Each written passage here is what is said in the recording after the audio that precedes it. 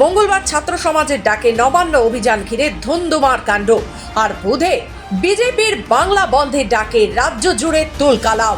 বিজেপির ডাকা 12 ঘন্টার বন্ধ সফল করতে নদিয়ার কৃষ্ণগঞ্জের অন্তর্গত শিবনিবাস গ্রাম পঞ্চায়েতের দুপুরের পরে গিয়ে খুলল কার্যালয়ের গেটের তালা। জানা গেছে, সকাল থেকেই নদিয়ার কৃষ্ণগঞ্জের বন্ধ প্রায় সর্বত্র শান্তিপূর্ণভাবে চলছে।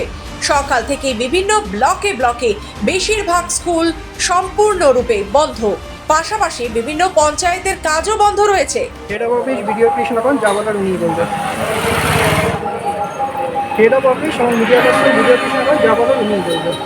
অপরদিকে টুঙ্গি গ্রাম পঞ্চায়েত কার্যালয় সম্পূর্ণরূপে বন্ধ থাকার এরপর কৃষ্ণগঞ্জের জয়েন্ট বিডিও পৌঁছান, সঙ্গে 12:30 নাগাদ বিশাল পুলিশ বাহিনী নিয়ে আসে। এরপর শিবনিবাস গ্রাম পঞ্চায়েতের তালা খোলা হয়। আমাদের এখানে আজকে বন্ধ ডেকেছে বিজেপির থেকে।